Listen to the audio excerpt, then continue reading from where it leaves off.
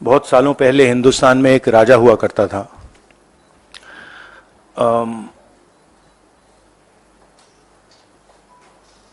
उसके खिलाफ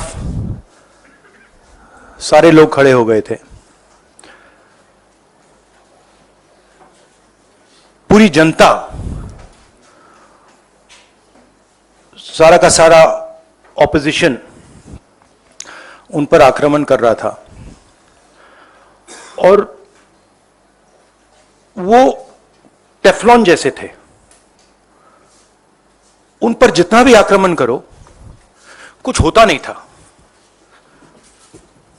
तो थोड़े साल बाद जो ऑपोजिशन के लोग थे जो उसको रेजिस्ट कर रहे थे, वो बाहर एक ऋषि बैठा रहता था, उसके पास गए। उसने कहा कि बताइए, हमें बात समझ नहीं आ रही है।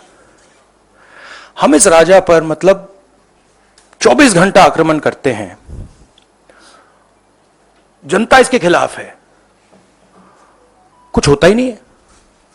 जितना हम इस पे आक्रमण करते हैं ऐसा लगता है कि हम गलत जगह तीर मार रहे हैं। तो ऋषि ने कहा, वो काफी नॉलेजेबल था, तो उसने कहा देखिए एक्चुअली बात क्या है, ये जो राजा है इसकी आत्मा इसके अंदर नहीं है। इसकी आत्मा वहां पे पीछे एक छोटा सा घर है, वहां पे एक पिंजड़े में एक तोता बैठा है। इसकी जो आत्मा है ना, वो उस तोते के अंदर है। उस तोते को जाके आप पकड़ लीजिए, राजा खत्म हो जाएगा। बहुत इंटरेस्टिंग कहानी है, क्योंकि नरेंद्र मोदी जी की आत्मा अदानी में है।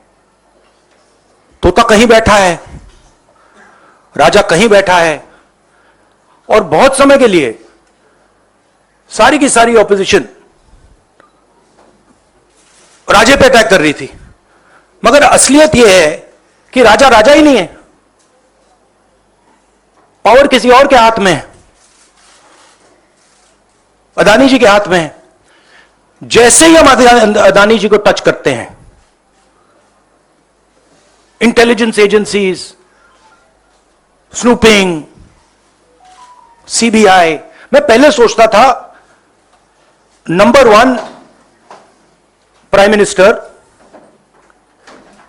Number 2 Adani, number 3 Amit Shah. Actually ये गलत है। Number 1 Adani, number 2 prime minister, number 3 Amit Shah. अभी हिंदुस्तान की पॉलिटिक्स हमें समझ आ गई है, और अदानी जी बच के नहीं निकल सकते, क्योंकि अदानी जी को हमने ऐसा घेरा है, तोते को हमने ऐसा पकड़ा है कि वो बच के नहीं निकल सकता है। और इसीलिए सारा का सारा हो रहा है डिस्ट्रैक्शन पॉलिटिक्स, कि देश की निगाह, ऑपोजिशन की निगाह पिंजरे में बैठा हुआ तोते की ओर ना चले जाए।